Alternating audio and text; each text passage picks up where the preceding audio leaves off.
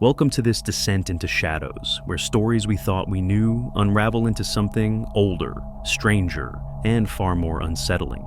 At first glance, Pinocchio seems like the harmless fable of a wooden puppet yearning to be real. Children are told it's a tale of honesty, obedience, and the reward of becoming good.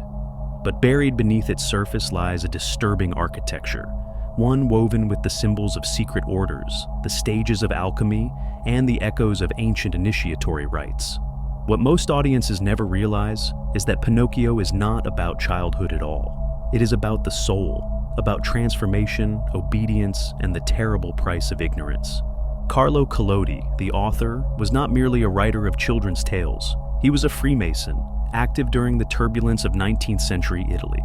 His involvement with esoteric societies was no secret. In these circles, myths and allegories served as cloaks for initiatory wisdom, hidden in plain sight. Collodi's Adventures of Pinocchio, published in 1883, was constructed as an allegory of initiation, not a bedtime story, but a ritual manual disguised as entertainment. Pinocchio himself is not a child at all. He is unshaped matter, the raw, uninitiated apprentice.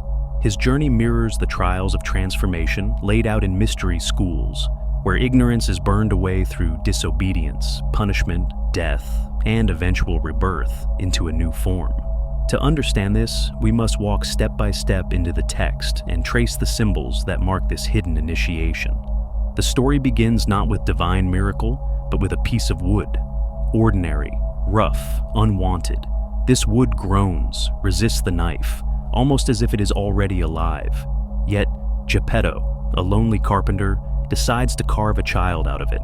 The act is not born from love, but from desire, a desire to impose form where none existed, a desire for control. In this image, Collodi introduces his first esoteric cipher. Geppetto is not a father. He is the demiurge, the craftsman, the shaper of matter, but not of soul. In Masonic terms, he is the master builder. And Pinocchio, the carved puppet, is the apprentice, material to be refined. He enters the world not freely, but as property, as a project, bound to fulfill the will of others.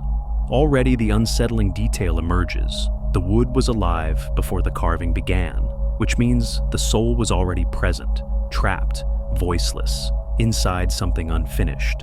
Collodi signals here that existence itself is not chosen. It is forced into shape by hands that care nothing for consent. The puppet enters life already bound. When Pinocchio awakens, it is not through love or freedom. It is through a test. The blue fairy appears, not a mother, not a nurturer, but a distant arbiter. She does not grant life unconditionally. She sets rules. Only if Pinocchio proves himself obedient, brave, and good will he be permitted to become real. Until then, he remains a thing. Existence itself is conditional, not a gift, but a debt. Here, the fairy embodies the higher authority of mystery traditions. She is Sophia, the overseer of the soul's journey, or perhaps the lodge itself, an unseen intelligence that imposes ordeals. She does not guide, she demands. She does not offer freedom, she binds life to rules. The hidden lesson is stark. The soul is born into judgment. Its purpose is not chosen, but imposed, and every misstep carries punishment. Geppetto, obsessed with shaping the puppet into an ideal son, sends Pinocchio to school. In Collodi's allegory, the school is not a place of learning, but of indoctrination, a machinery of control. On his way there, Pinocchio encounters two figures, the fox and the cat, tricksters, false liberators. They promise freedom, wealth, a life without rules, but their promises collapse into betrayal. Pinocchio is robbed, mocked, and finally hung from a tree, left to die. This moment is crucial. The school represents obedience and order. The fox and cat represent rebellion through temptation. Both are traps. Both are controlled paths. And the hanging, that early symbolic death, is the first trial. In initiatory rites, death is always present. The apprentice must be broken, humiliated, brought to the edge of annihilation before transformation can begin. Pinocchio survives, but only to fall into Stromboli's hands. Stromboli does not see a miracle, only profit, The puppet dances, sings, and entertains the crowds. For a brief moment, Pinocchio tastes the illusion of success, but when the curtains fall, he is locked in a cage. The message is unmistakable. The world rewards you only when you serve, and when you no longer entertain, you are discarded. Stromboli is the embodiment of society's appetite. He commodifies the soul, reducing life to labor and spectacle. Pinocchio's voice, movements, and very being no longer belong to him. They have become products. The cage is both iron and psychological. The initiate realizes here that existence is a performance, valued only when it pleases others. From here, the descent deepens. Pinocchio flees into the seductive arms of Pleasure Island, a place without rules. Children indulge in food, games, and destruction. For the first time, the puppet feels free. But this freedom is a snare. The laughter fades, and the children transform into donkeys, beasts of burden. The false paradise is revealed as a soul farm. Pleasure Island is one of the darkest keys in Collodi's fable. It is the promise of liberation through indulgence, which inevitably becomes enslavement. The donkey is the symbol of collapse, the soul reduced to an animal, voice stripped away, condemned to servitude. What seemed like freedom was merely another form of control. At this point, Pinocchio has lost everything: his voice, his freedom, his very body. And yet the trials are not over. He is drawn into the abyss, into the belly of the whale, the archetypal descent into darkness. Here, he finds Geppetto, frail and starving. For the first time, Pinocchio acts selflessly, carrying his creator on his back. Together they escape, but the puppet drowns in the struggle. It is here, in symbolic death, that the blue fairy returns. With a gesture, she transforms the lifeless wood into flesh. The puppet is gone. A boy remains. The story tells us this is triumph, the happy ending. But the esoteric reading reveals the darker truth. This is formatting. Pinocchio is not reborn free. He is remade into the form desired by others. The wild, untrained soul has been crushed, reshaped, and made useful. This is the hidden blueprint. Pinocchio passes through alchemy's stages: nigredo, blackening, suffering; albedo, purification through obedience; and rubedo, the fixing of final form. In Masonic symbolism, he has advanced from apprentice to master, but what has been lost is identity. The puppet who once resisted has been erased. What remains is a being that perfectly fits the system. And here lies the most macabre truth of all. Pinocchio has no strings because he no longer needs them. Control has been internalized. The soul, once seeking freedom, now obeys willingly. The puppet is gone, but so is the self. The journey of Pinocchio is not confined to Collodi's 19th century fable. The symbols echo outward, mirroring systems we inhabit every day. What looks like fantasy becomes uncomfortably familiar when you trace the allegory into the modern world. Consider first the place where Geppetto sends his puppet, school. We are told it is where children learn, where potential blossoms, where individuality is nurtured. But in Collodi's telling, and in our own lived reality, education is less about awakening and more about formatting. The child is not taught to ask, but to answer, not to imagine, but to comply. Pinocchio is ordered to attend school not because of curiosity, but because it is necessary. He is told that by sitting at a desk, obeying instructions, and memorizing lessons, he will prove himself worthy of becoming real. The implication is devastating. Existence is conditional upon conformity. To be considered alive, you must adopt the shape society requires. This is the first machinery of control. The soul, born wild and unfinished, is fed into the institution that strips away its unpredictability. Every disobedience is punished. Every deviation is labeled failure. Like Pinocchio, we stumble because the world is contradictory, harsh, and filled with traps. But ignorance is no excuse. The system demands performance before understanding. And when we falter, predators wait. The fox and the cat are not simply two tricksters in a story. They represent the counterfeit exits offered to those who cannot bear the weight of conformity. False freedoms, easy promises, paths that appear to lead outside the system, but end only in deeper bondage. For some, this is crime. For others, intoxicants. For many, the lure of wealth and glamour.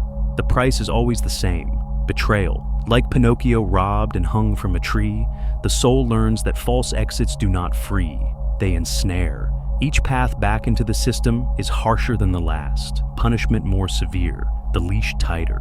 The cage of Stromboli illustrates the second machinery of control. Here, Pinocchio's miracle of life becomes a product. His voice, his movements, his wonder, all are exploited as entertainment.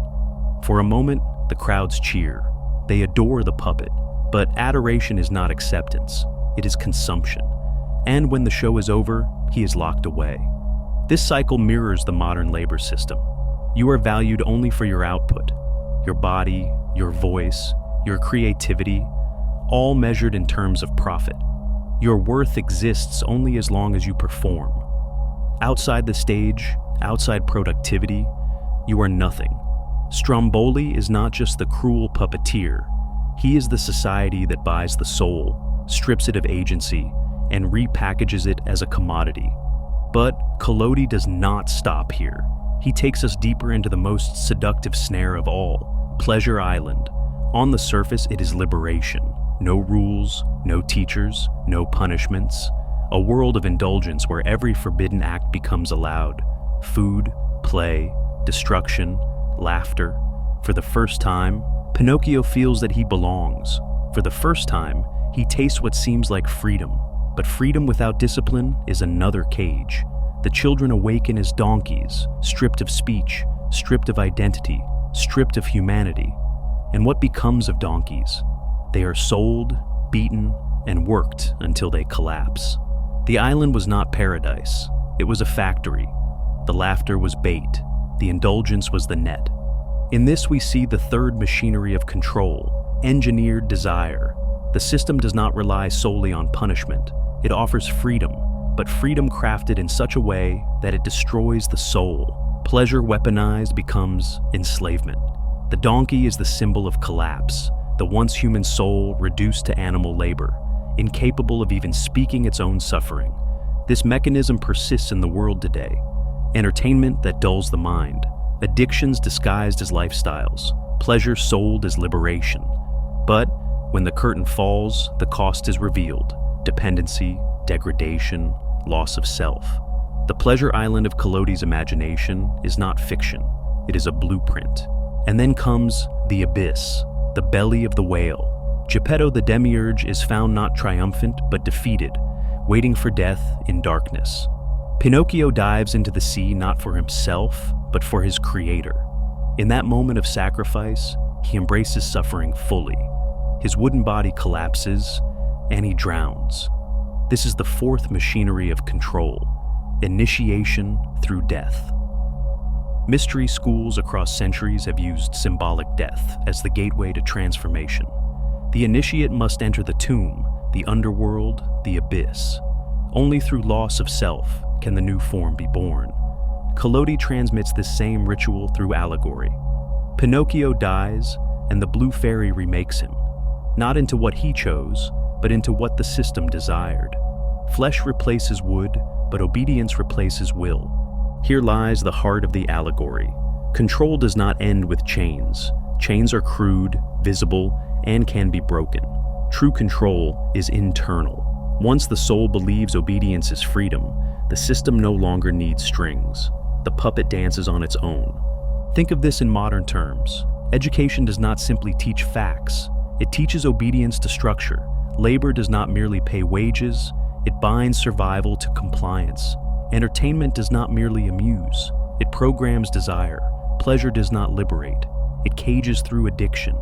And death itself, whether symbolic or real, is presented as transformation, a passage into the final shape that society requires.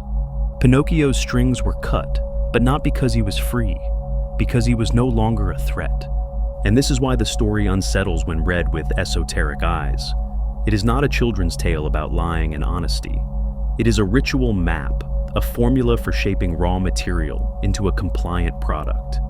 It is about how the wild soul, dangerous in its unpredictability, can be broken, punished, conditioned, and finally remade into something useful. Collodi's fable does not celebrate freedom. It celebrates control disguised as salvation. The parallels become sharper still when you compare the Pleasure Island sequence with realities far darker than fiction.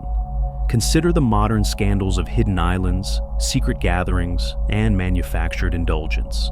Consider figures like Jeffrey Epstein, who lured the naive with promises of pleasure, only to entrap them, record them, and use them as tools. Epstein's operation was not unique. It was simply a modern expression of the same machinery that Collodi encoded in Allegory.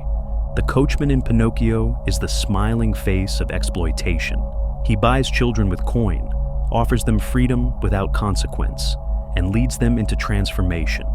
They do not return. What Collodi does not show is where the donkeys go. But we know they are sold, they are commodified, they are erased as individuals. And this raises the chilling possibility that Collodi's story was not invented from imagination alone. That whispers of such practices circulated long before the 20th century, that the tale was encoded as a warning, or perhaps as a manual. Because if the parallels are true, then Pinocchio is not a fairy tale. It is a blueprint. The tale of Pinocchio is not merely a story of punishment and reward. Its deeper framework follows the structure of alchemy, the secret science of transformation. Alchemy was never truly about turning lead into gold, at least not in the physical sense. It was about the refinement of the soul, the great work of transmuting raw matter into perfected spirit. Collodi, steeped in the language of Freemasonry, threads this initiatory sequence throughout Pinocchio's trials. Each episode echoes a stage in the alchemical process, and each stage mirrors the rites of passage hidden in mystery schools. Negredo, the blackening. The story begins with a rough piece of wood. Dark, inert, unwanted, this is Negredo, the stage of dissolution. The soul in its raw state is chaotic, resistant, unformed. It must be broken apart, carved, and destroyed before it can be remade. Pinocchio's first missteps, his ignorance, his disobedience, his betrayal by the fox and cat, his hanging on the tree, are not accidents. They are the destruction of the old self. In initiatory language, this is the symbolic death. The apprentice must confront despair, humiliation, and darkness. To die as wood, to be hung on a tree, to suffer at the hands of deceivers. This is Collodi's way of depicting the blackening of the soul. It is not the end, but the necessary beginning. Albedo, the whitening. From this death, purification begins. This is albedo, the stage of cleansing. Pinocchio, resurrected by the Blue Fairy, enters trials of obedience. He is instructed to go to school, to obey his father, to prove himself through discipline. But the purification is not gentle. It is the washing away of defiance, the bleaching of individuality. Each punishment strips him further of self. Stromboli's cage, the enforced education, the commands of the fairy, all serve as crucibles in which his wild nature is burned out. This is why the Blue Fairy is so distant, so cold. She is not a mother. She is the intelligence of the work, the keeper of the furnace. Her role is not to nurture, but to refine. She does not ask what Pinocchio wants. She demands what the work requires. Citrinitas, the yellowing. Though less obvious, the next alchemical stage emerges in the island of pleasure. This is Citrinitas, the stage of dawning awareness of the sun's light breaking into the work. But here the lesson is inverted. Pinocchio mistakes indulgence for illumination. He believes he has found freedom, but the result is collapse. The donkey transformation is the perverse form of enlightenment, not ascent into spirit, but descent into animality, the false sun, the false dawn, a parody of freedom. Collodi uses this stage to warn that without discipline, the soul's awakening becomes degradation. Pleasure is a counterfeit light. Rubedo, the reddening. Finally comes Rubedo, the stage of completion. The belly of the whale is the tomb, the darkness before transformation.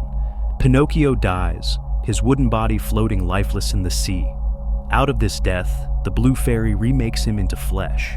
This is presented as triumph, the great work completed, the raw material transformed into the real boy. In Masonic terms, the apprentice has become master. The work is finished, but the cost cannot be ignored. The wild soul has been erased. The puppet who once resisted, questioned and stumbled, has been replaced by a compliant being that fits the system's design. The rubedo is not freedom, it is formatting, the perfected product. To Collodi, a Freemason, this structure would have been obvious. In the lodge, the apprentice passes through degrees of initiation, each demanding obedience, secrecy, and transformation. The raw profane man is carved, tested, disciplined, until he emerges as a Mason, a new form, integrated into the Brotherhood system. Pinocchio's journey mirrors this precisely. The wood, the apprentice, raw and profane. The trials, suffering, symbolic death, purification. The whale, the tomb of initiation, the transformation, the final degree, the perfected man. In this sense, Pinocchio is not a children's fable at all. It is a coded initiatory text, the story of how to break, refine, and remake the soul. But even here, a darker question lingers. Whose work is being completed? Who defines what it means to be real? The initiate believes he is ascending toward truth, but in reality, he is being shaped to serve the system. His strings are cut, not because he is free, but because he has internalized the rules. He dances without needing a puppeteer. The alchemical allegory of Pinocchio reveals a hidden horror. The great work is not a journey toward liberation. It is a process of control disguised as transformation. The wood that resisted is gone. The soul that wandered is erased. The being that emerges is perfected, yes, but perfected for use, not for freedom. And here lies the macabre secret. The great work is not for the initiate. It is for the system. The apprentice's suffering refines him into something useful. The rituals are not to awaken the soul, but to fit it into the machinery of order. Pinocchio's transformation into flesh is not his victory. It is the system's victory. He is no longer dangerous. He no longer questions. He has become real, but only according to definitions imposed by others. This pattern repeats endlessly in our own lives. Education, work, entertainment, and even the promise of freedom follow the same alchemical script. We begin raw. We are broken by tests. We are purified by conformity. We are tempted by false freedoms. And finally, we are remade into compliant citizens, useful for the system that shaped us. The work is complete when obedience feels like choice, when submission feels like freedom, when the puppet has no strings because the strings are inside. Pinocchio is more than allegory. He is mirror. His story reflects back at us the hidden rituals of our world. Rituals we live through without recognizing. The school as initiation, the workplace as performance, entertainment as cage, pleasure as snare, death as formatting. The macabre secret of Pinocchio is not that he wanted to be real. It is that his reality was never his to choose. His reality was defined, imposed, and enforced. The puppet was never free, and neither, perhaps, are we. When readers encounter the Pleasure Island sequence in Pinocchio, they often dismiss it as a moral warning against indulgence. Children who shirk duty and embrace vice are punished by being turned into donkeys, a neat allegory for the dangers of laziness, excess, and disobedience. But this reading is shallow. Pleasure Island is not about morality. It is about machinery, a system of entrapment designed to harvest the uninitiated. The island functions as bait. The promise of freedom, indulgence, and rebellion draws in the naive. They believe they are escaping the rigidity of school and the cruelty of work. They believe they are embracing their own will, but they are walking into a trap. The children are transformed into donkeys not merely as punishment, but as commodification. Donkeys are useful. They carry burdens. They can be sold. They are voiceless tools. What Collodi describes is not moral justice, but economic exploitation. The coachman who smiles as he collects children is not a simple villain. He is an industrialist. He is the system itself, packaging freedom as a product only to extract labor and profit. Pleasure Island is not paradise. It is a factory. This allegory would be disturbing enough if confined to Collodi's imagination, but history offers even darker reflections. In the 20th and 21st centuries, revelations about hidden networks of power exposed how exploitation and indulgence are not accidents.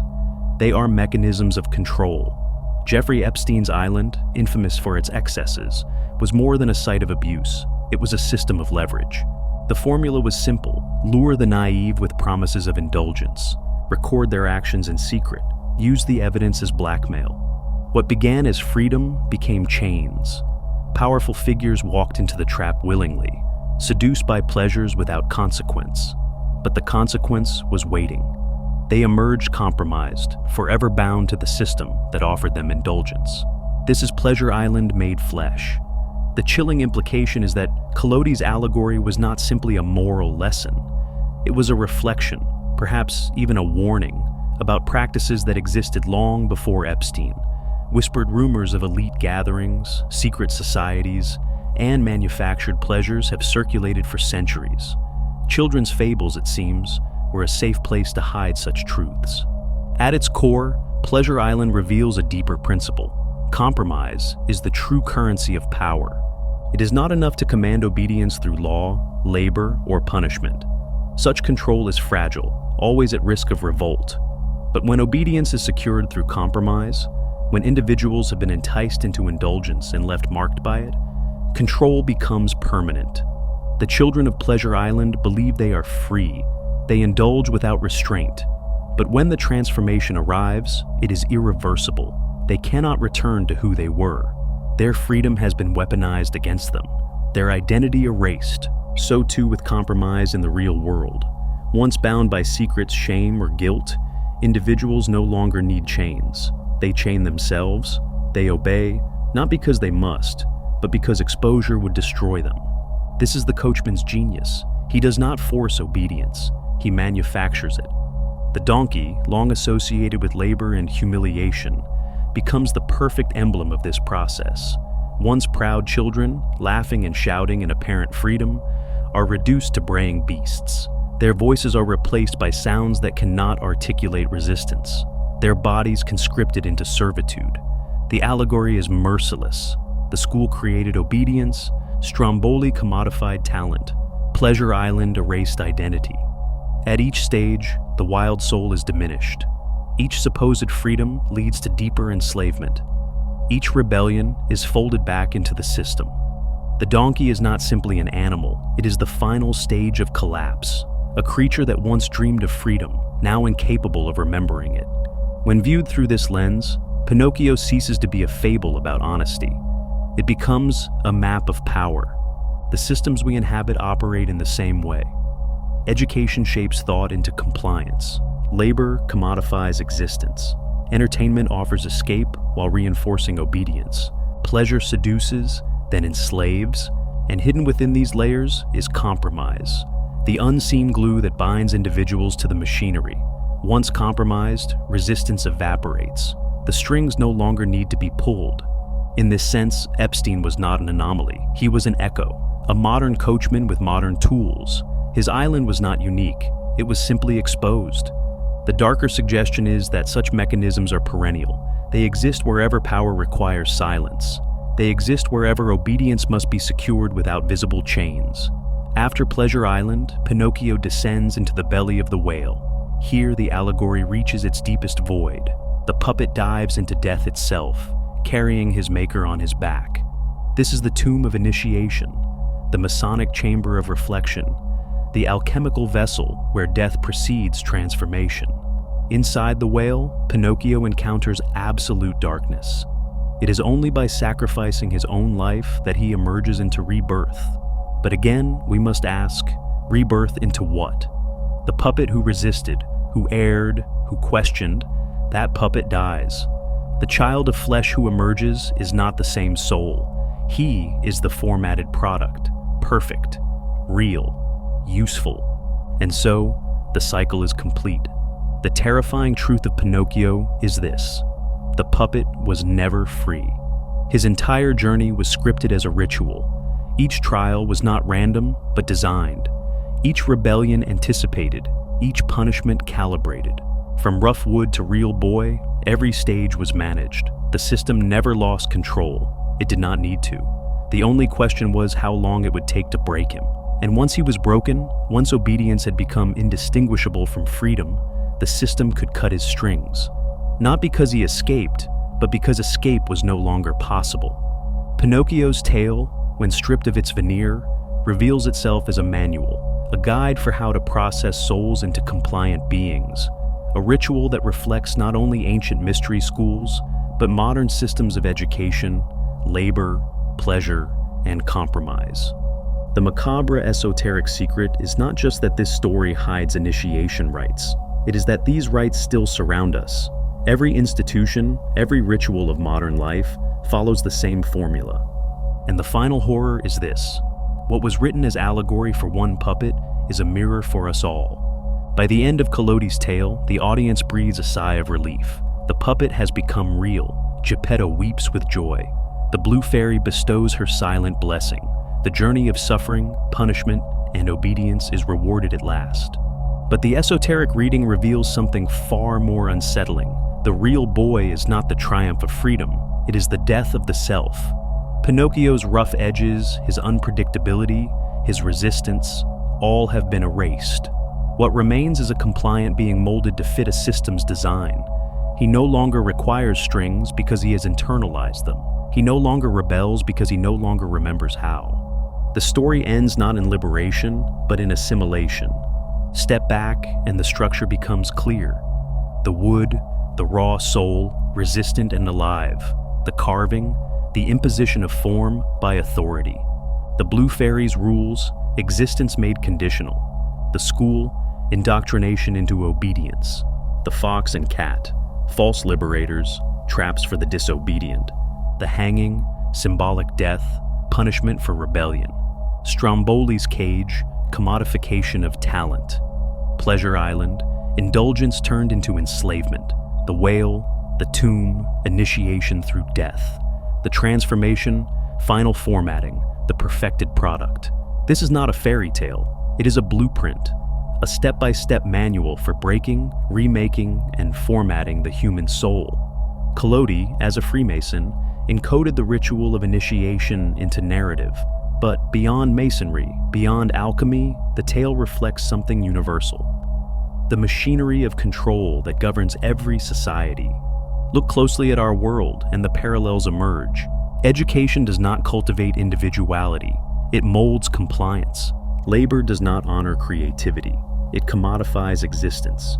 Entertainment does not liberate, it distracts, conditions, and pacifies. Pleasure is not free, it ensnares through dependency. Transformation is not self-directed, it is formatting into roles defined by others. We are told these systems exist for our good, for our growth, for our freedom. But like Pinocchio, our strings are cut only when the system no longer fears us, when obedience has become indistinguishable from choice. Pinocchio's tale is not about childhood at all. It is about the human condition.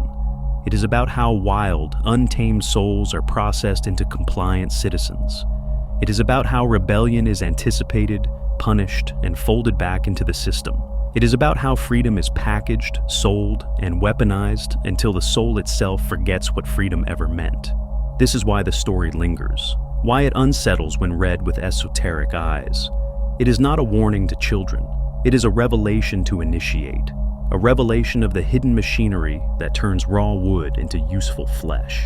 What then does it mean to be real? For Collodi's puppet, it meant the erasure of self. For the initiate, it meant obedience disguised as transformation. For the system, it meant victory. And for us, we too are carved from the raw wood of birth. We too are sent to schools, fed into cages, tempted by false freedoms, and told that obedience is salvation. We too are promised transformation, but only on conditions we did not choose. So the question remains, haunting and unanswered, are we real or only puppets who have forgotten the strings? Perhaps Collodi left us a final riddle. At the end of the tale, Pinocchio awakens as flesh. Geppetto rejoices. The blue fairy vanishes. All seems complete. But hidden in plain sight is the darker possibility. The puppet never became real at all. Perhaps he still lies lifeless in the sea, his wooden body drifting in silence. Perhaps the real boy is only a dream whispered into him by higher powers. A dream that convinces him he has succeeded, when in truth, he has only submitted. And if that is the case, then Pinocchio is not a story of triumph, but of captivity, a ritual so perfect that the prisoner believes he is free. Which leaves us with one final thought, the most macabre secret of all. If the puppet strings are gone, and yet he still dances, who then is pulling ours?